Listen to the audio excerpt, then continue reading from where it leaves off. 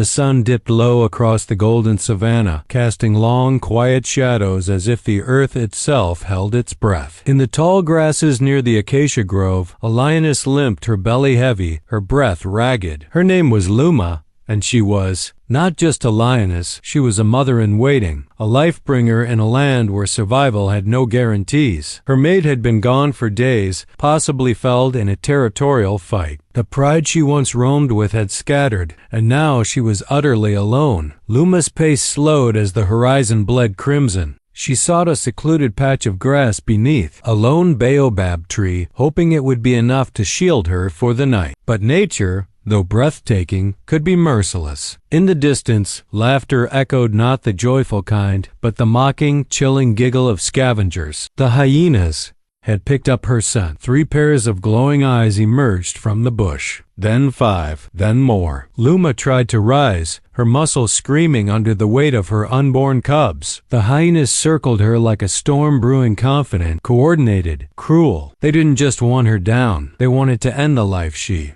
carried inside her. 2.1 lunged, then another. Luma fought valiantly, slashing with claws, baring fangs, blood streaming from her shoulder. She let out a guttural roar, less of power, more of defiance. It echoed across the plains like a cry for help. She wasn't just fighting for herself, she was fighting for a future that had yet to take its first breath. And then, it happened. From the edge of the forest came a thunderous crash. Birds scattered into the air, and a deafening bellow followed, a sound neither the hyenas nor Luma had expected. Out of the trees emerged a massive silhouette, towering, muscular, majestic, a silverback gorilla. He was an anomaly in this region, where lions reigned and primates kept to their quiet forest territories. But this gorilla was different. Known as Baraka Swahili for blessing, he had long lived on the fringe of both the jungle and the wild. Rumors of his mysterious nature echoed among nearby tribes. Some said he healed wounded animals. Others claimed he was touched by the spirits of the ancestors.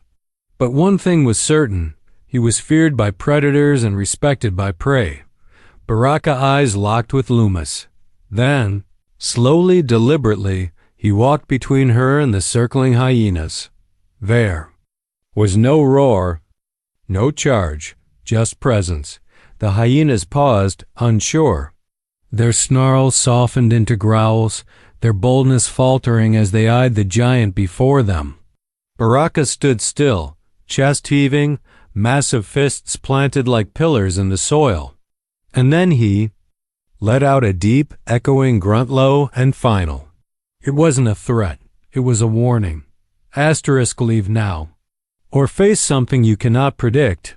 One hyena darted forward out of desperation, but Baraka didn't flinch. With one arm, he grabbed the creature. Mid-lunge, lifting it effortlessly before slamming it to the ground with a thud that sent a ripple through the earth. The others scattered instantly.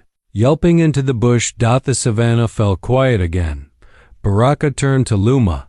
She was bleeding and weak, but alive. He approached slowly, lowering himself beside her.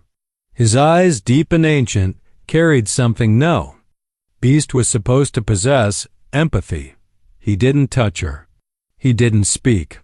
He simply stayed, guarding, watching, breathing beside her until the stars blinked to life above. That night, under the canopy of stars and the watchful eye of the Tiva silverback, something shifted in the plains. A predator saved by a guardian she would never have called kin. A miracle was unfolding, and neither of them yet knew just how much. Nightfall settled like a soft blanket over the savannah. Crickets chirped. A warm breeze carried the scent of dust and wildflowers. But beneath the baobab tree, all was still. Luma's labored breaths rose and fell in shallow rhythm. She had not moved since the attack, and her body trembled with fatigue, pain, and quiet fear, not just for herself, but for the fragile life inside her. Baraka sat motionless nearby, a living wall of protection. His massive body was relaxed, but alert. Every rustle in the grass drew his eye. Every breeze across the trees earned a shift in his position. He was no longer a creature of the jungle. For tonight he was a sentinel of life in the open plains. Luma opened her eyes in the dim moonlight. She blinked slowly and turned her head, just enough to see the silverback. They were worlds apart, predator and primate, but in that moment, no labels mattered. There was only survival and something deeper, a silent recognition of pain, of isolation, of duty. Luma's breathing slowed. She was not alone. By morning, the bleeding had stopped, but exhaustion clung to her like a shadow. Her body could no longer carry her forward, and the first signs of labor had begun. Baraka, still watching, stood. He moved not with aggression, but with solemn understanding. From the trees, he retrieved leaves and mosses. No one would have believed what he did next if they had seen it. Baraka gently placed the soft foliage near Luma's head, creating a cushion of coolness against the rising heat. Then he sat again. Closer now, the sun climbed. Time passed slowly. Luma groaned once, her entire body convulsing in pain. The contractions had begun. She cried out, not in a roar, but in raw sound. A mother's agony echoed into the wind, and Baraka leaned forward, not as a beast but as a witness, a midwife in his own sacred way. Hours passed. The skies turned white-blue with the harsh sun, then softened as clouds gathered above like silent spectators. Then finally a sound not of pain but of promise. A cry, a whimper. The smallest movement between Luma's legs, she had done it. A cub fragile, trembling, covered in blood, and dust wriggled against the warm earth. Baraka stood, towering over them. He did not touch the cub, but he let out a low, breathy exhale, a sigh that carried the weight of something ancient and spiritual. And as Luma licked her newborn gently, cleaning it with every ounce of her remaining strength, Baraka sat beside them and gazed toward the horizon, as if daring the world to try again. The days that followed were slow but steady. Luma regained strength. Baraka brought more leaves. He didn't eat meat, but he understood nourishment. He crushed wild fruits and left them nearby.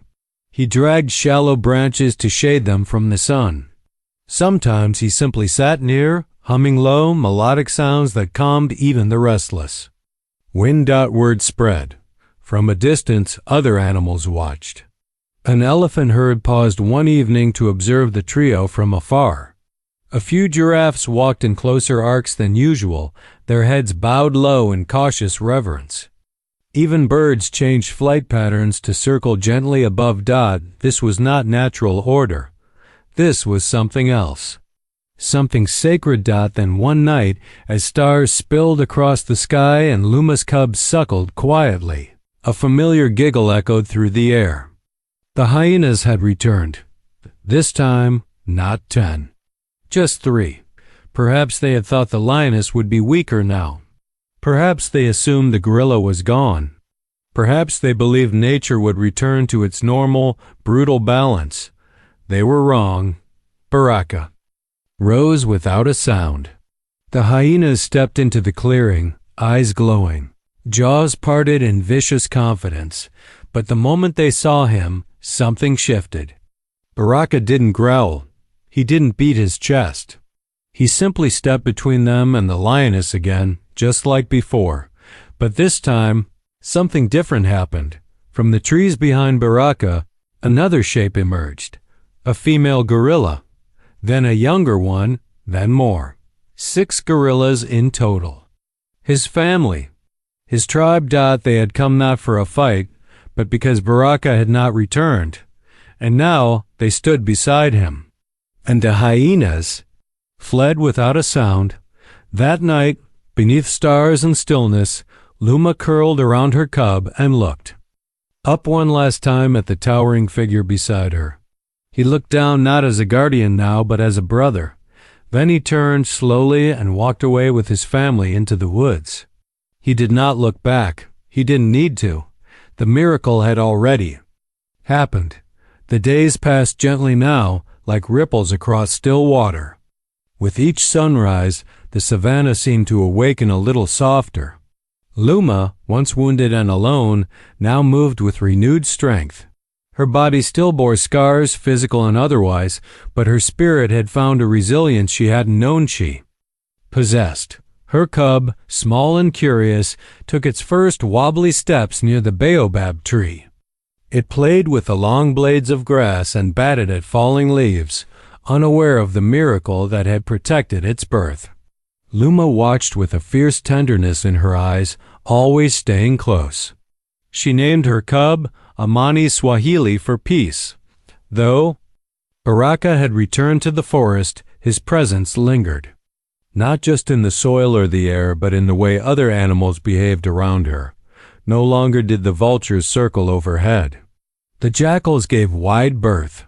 Even the zebras grazed calmly nearby, as if some unspoken truce had been written into the landscape itself. One morning, as the horizon warmed with pink and amber, Luma spotted movement near the edge of the woods. It wasn't Baraka, but a small gorilla, not more than a juvenile, cautiously walking toward her. Luma tensed. Amani, startled, darted behind her. But the young gorilla stopped a few paces away and simply sat, watching. Then, from the trees, Baraka appeared once again. He had returned, not as a protector this time, but as something even more powerful, a friend. Baraka approached slowly. He sat near Amani, not too close, just enough. He opened his large hand and gently placed a yellow fruit on the ground. Then he looked at Luma, not with dominance or authority, but with quiet permission. Luma stepped forward. Her cub followed. They shared the fruit together, lion and gorilla, no words spoken, no rules broken, just the fragile beauty of coexistence.